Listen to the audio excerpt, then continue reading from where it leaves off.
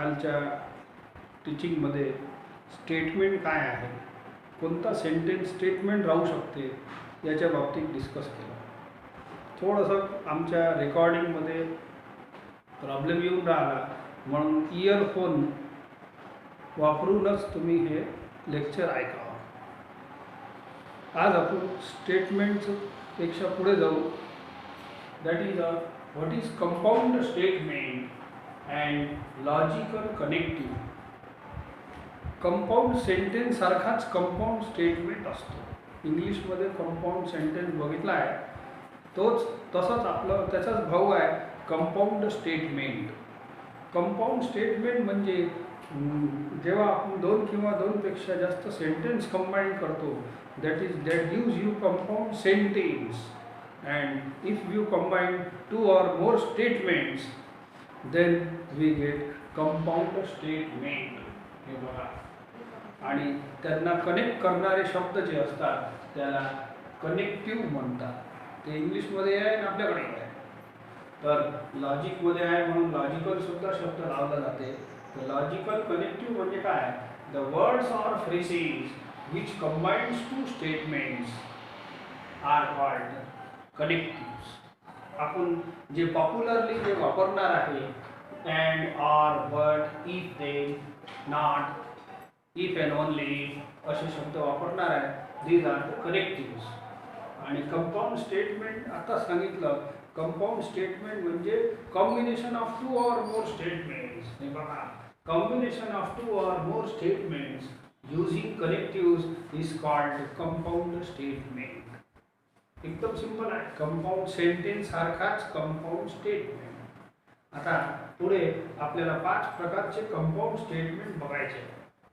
5 प्रकारचे compound statement बघायचे आहे. तर मी एक करून डिस्क्राईब करतो.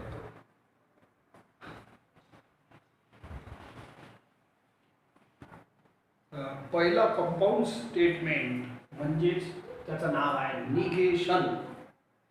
हे निगेशन म्हणजेच तुमचा इंग्लिश लँग्वेजमध्ये निगेटिव्ह सेंटेन्स म्हणून आपण यूज करत असतो.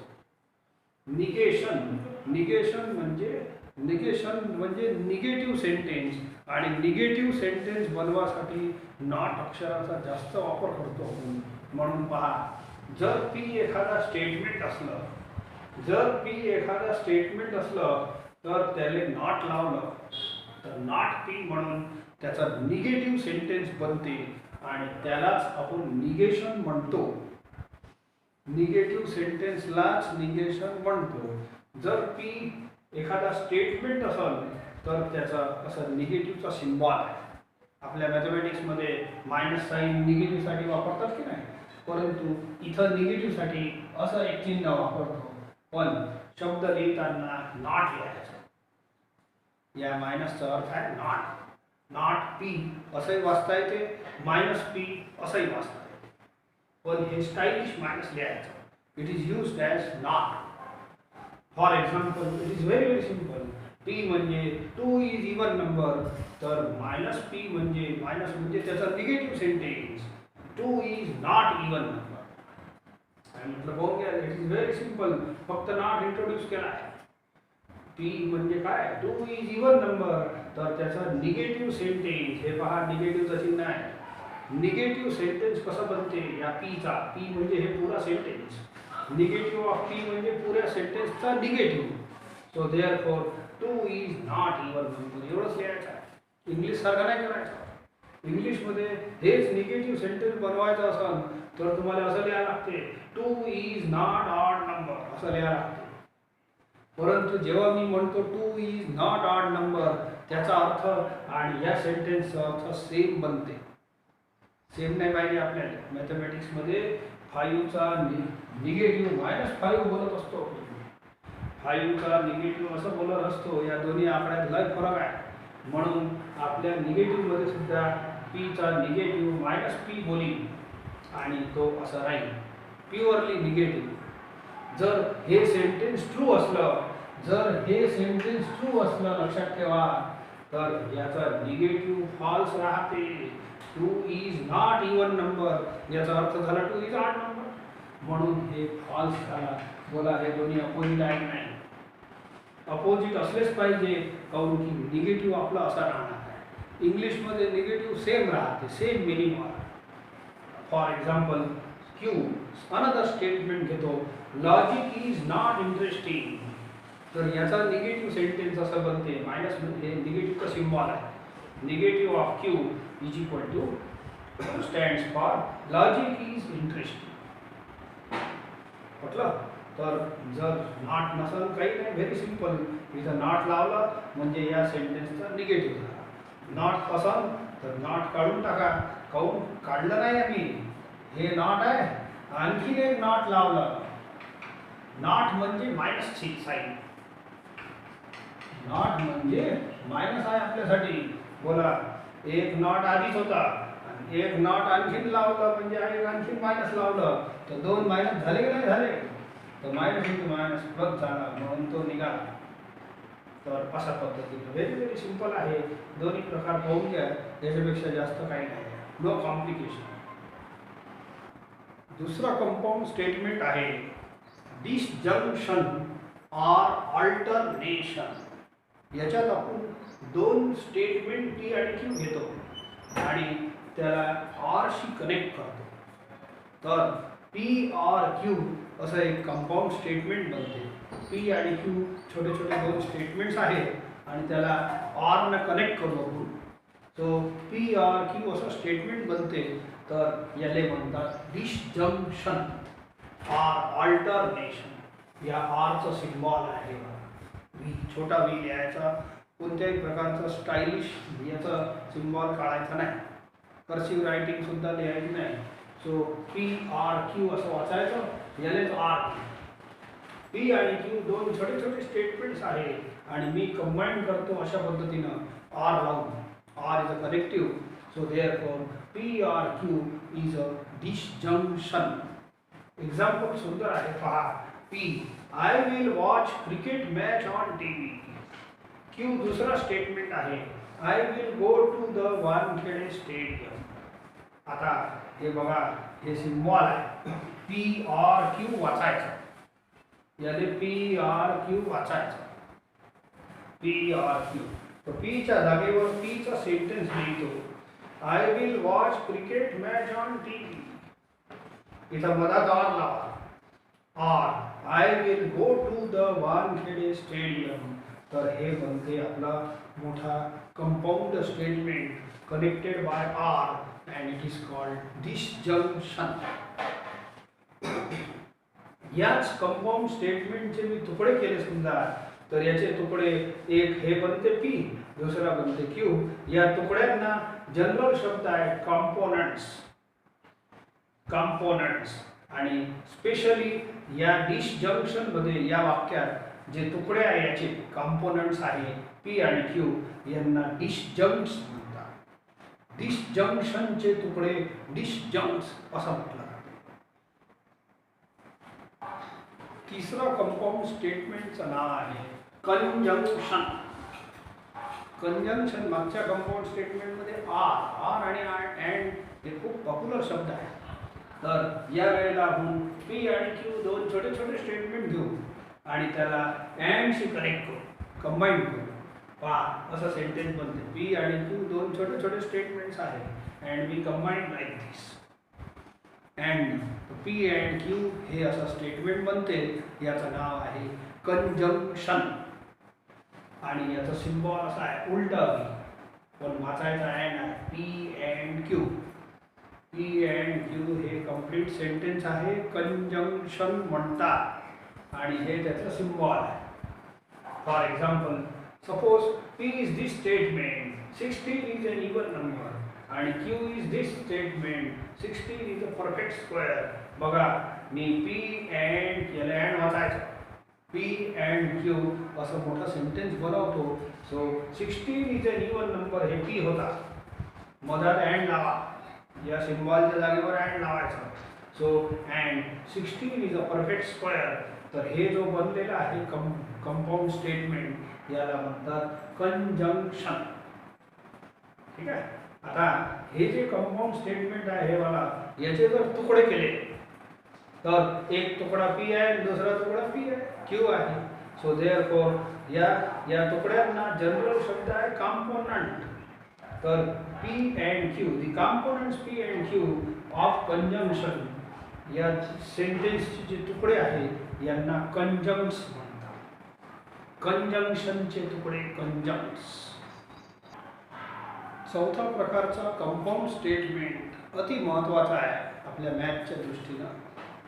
That is called implication or conditional statement.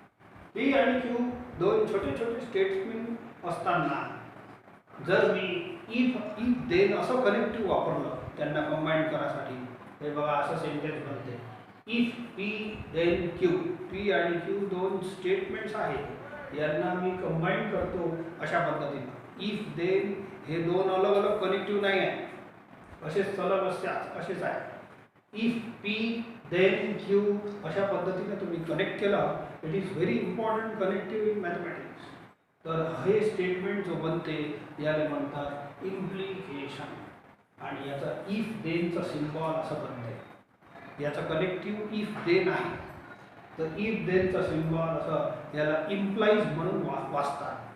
P implies Q असं सुद्धा लिहितात. Implies, okay. P implies Q किंवा असंही P इम्प्लाइज Q असं वाचायचं इम्प्लाइज, पण लिहायचं हे. आणि याचा कनेक्टिव्ह आहे इफ देन. फॉर एक्झाम्पल हे बघा, जर मी P आणि Q दोन छोटे छोटे स्टेटमेंट घेतो, lines L1 and L2 are parallel. हे P घेतलं समजा आणि Q घेतलं, lines L1 and L2 have no common point. आणि हे बघा हे सिम्बॉल आहे P इम्प्लाइज Q वाचायचं, पण हे असं लिहा इफ P देन Q. तर इफ पासून सुरू करा आणि P वाला सेंटेन्स लिहा पहिले. हे बघा इफ पासून सुरू केलं, P वाला sentence, lines L1 and L2 are parallel. आता P झाला, नंतर देन लिहायचा. हे बघा देन लिहिलं. आता देनच्या नंतर Q लिहायचं. Q म्हणजे हे बघा, lines L1 and L2 have no common point. बघा इफ P देन Q अशा टाईपचं हे वाक्य आहे. P इम्प्लाइज Q वाचायचं, पण लिहिताना सेंटेन्समध्ये तुम्हाला असं लिहावं लागेल if then is the connective. If then is the connective अलग अलग ठिकाणी वापरा लागते. And this is most important content of the mathematics, sentence of the mathematics. So if the lines L1 and L2 are parallel, then they have no common point. हे बघा एक theorem सारखं वाटते.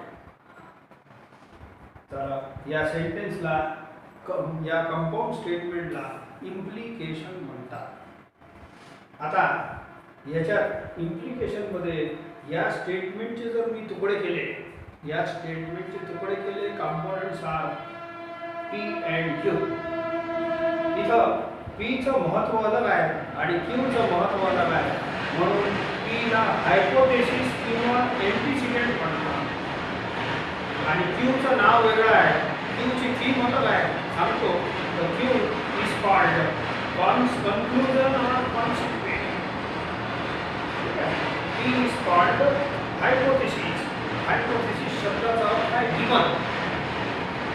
कोणतेही थिअरम, प्रॉब्लेम, खूप साऱ्या गोष्टीमध्ये आपण हे वापरणार आहे. इफ देन मॅथमॅटिक्सची पॉप्युलर लँग्वेज आहे. खूप सारे प्रॉब्लेम, थिअरम याच भाषेत राहणार आहे. If then. आता भाषा थोडं समजून घ्या. असं समजा एक प्रश्न दिला जॉमेट्रीमध्ये तुम्हाला, इफ लाईन्स शो दॅट असं म्हटलं समजा, if lines are parallel then show that they have no common point. अशी भाषा असते आपली.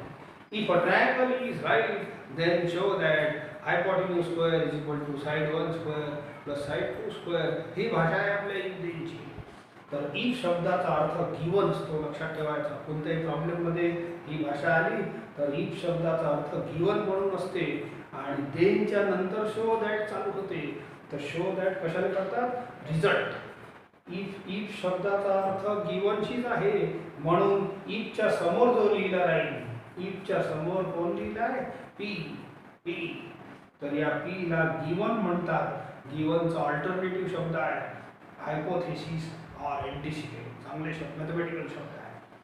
आणि देन शो दॅट कोणाला करू क्यूले करू हे क्यू म्हणून क्यू रिझल्ट बनतो. शो दॅट कशाला करत असतो रिझल्टने. तर रिझल्ट या क्यूले रिझल्ट म्हणतात. एक तर कन्क्लुजन म्हणा रिझल्ट म्हणा नाही तर कॉन्सिक्वेंट म्हणा. तर अशा पद्धतीनं पी आणि क्यूचे वेगवेगळे नाव होते. त्यांच्या कामाप्रमाणे त्यांच्या गुणधर्माप्रमाणे आपण त्यांचे नाव अलग अलग दिले.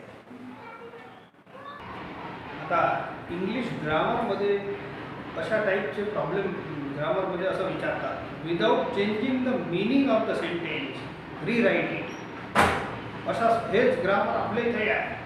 तर without changing the meaning of the sentence कोणता राहील हे वाला राहील. इफ पी देन क्यू याला तुम्हाला रिराईट करायचं आहे विदाउट चेंजिंग द मिनिंग. तर हे बघा आपला मॅथ्स आहे म्हणून मॅथमध्ये मॅथमॅटिकल फॉर्म्युल्याला सर्व होते. सो या सेंटेन्सला या इम्प्लिकेशनचा आपण हे दुसरे नवीन फॉर्म सांगतो.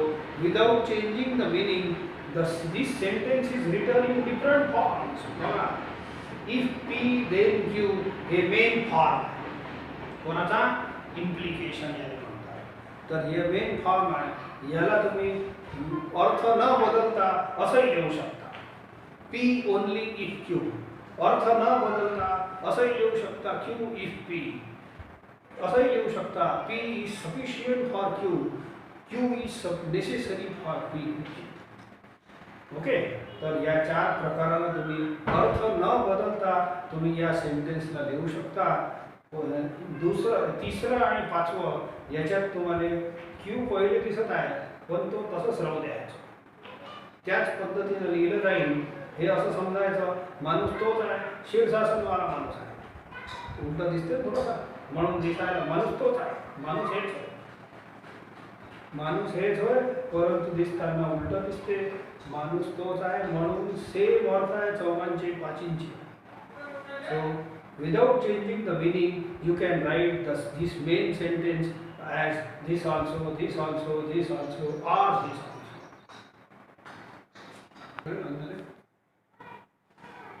एक पाचवा शेवटचा प्रकार आहे डबल इम्प्लिकेशन किंवा बाय कंडिशनल स्टेटमेंट. हे सिंबल आहे सांगतो. तर पी आणि क्यू दोन छोटे छोटे स्टेटमेंट्स असतात. तर हे एक कनेक्टिव्ह लावायचं आहे. पी आणि क्यू दोन छोटे छोटे स्टेटमेंट आहे. कनेक्टिव्ह काय इफ अँड ओनली इफ. तर हे स्टेटमेंट बनते P if and only if Q. तर किंवा एवढं मोठं कनेक्टिव्ह न लावता याचा शॉर्टकट फॉर्म आहे आपल्या मॅथमॅटिक्समध्ये if IFF. P if Q. P if and only Q वाचा किंवा असं लिहा. या कंपाऊंड स्टेटमेंटला डबल इम्प्लिकेशन म्हणतात. इफ अँड ओनली इफचं शॉर्टकट रायटिंग तुमच्या इंग्लिशमध्ये काय अर्थ आहे मला नाही माहीत परंतु आपल्या ग्रामरमध्ये इफ अँड ओनली इफचं शॉर्टकट आहे IFF. ठीक आहे. सो याचा सिम्बॉल असा आहे. याला डबल इम्प्लाइज म्हणतात किंवा म्युच्युअली इम्प्लाइज म्हणतात. तर पी डबल इम्प्लाइज क्यू जसं त्या पहिले मला वाचत होतो ना पी इम्प्लाइज क्यू त्याच्यात एकच ॲरो होतो. एक ॲरोचा अर्थ आहे वन वे रस्ता. वन वे ट्रॅफिक असते की नाही तर वन वे असते. हे टू वे वाला आहे. तर हे पी क्यूकडे जाते. पीला समजा घरून तुम्ही शाळेत जाता समजा हे घर आहे हे शाळा आहे. तर घरून शाळेत जाता हे झालं वन वे इम्प्लिकेशन. आता शाळेतून घरी येता याला म्हणतात दुसरं घरी डबल इम्प्लिकेशन. तर पहिले तुम्ही पी कुठं गेला घरून शाळेत गेले मग शाळेतून घरी आले याला म्हणतात डबल इम्प्लिकेशन. हे सिम्बॉल आहे किंवा हे सिम्बॉल आहे. याला असं वाचायचं P double implies Q. P mutually implies Q. P if and only if Q. कसंही वाचताना काही वाचणं आहेच नाही तर फक्त लिहिणं इम्पॉर्टंट आहे. असं द्या.